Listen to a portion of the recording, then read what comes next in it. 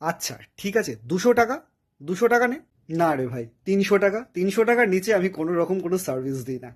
ক্ষমা কর ভাই, 300 টাকার নিচে কোনো সার্ভিস নেই, করে দে প্লিজ। 250 টাকা নে, 250 টাকাতে পুরোটা করে দে। তোকে একটা কথা একবার বললে তুই বুঝিস না।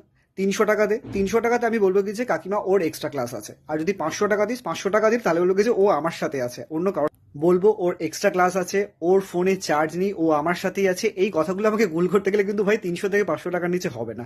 এর নিচে আমি কোনো কাজ করতে পারবো না। তুই সেফলি থাক, কোনো চাপ নেই, আমাকে কিন্তু টাকাটা এটা দিতে হবে, তাহলে কিন্তু আমি করতে পারবো। আর যদি আমাকে এটা বলতে হয় যে সকাল থেকে আমার বাড়িতেই ছিল, আমার সঙ্গে গ্রুপ স্টাডি করার ছিল, তাহলে কিন্তু ভাই 500 টাকা তো হবে, তখন তো 800 টাকা লাগবে। এই টুকটাক সার্ভিসগুলো কিন্তু আমি এই 500 টাকার মধ্যে করে দেবো, আর 800 টাকা দিলে কিন্তু আমি এক্সট্রা কথা বলে দিতে পারবো ভাই। আর শোন শোন শোন শোন শোন শোন ভাই, যদি আমাকে এইগুলো বলতে হয় তোর মাকে যে তোর গার্লফ্রেন্ড কি কি গিফট টিফট দিয়েছে বা যা দিয়েছে সেগুলো সব আমি তোকে দিয়েছি, এগুলো আমরা মিলে কিনেছি, এইগুলো বলতে গেলে কিন্তু ভাই আমার এই মোটামুটি 1000-1200 টাকা লাগবে, এর নিচে কিন্তু আমি করতে পারবো না।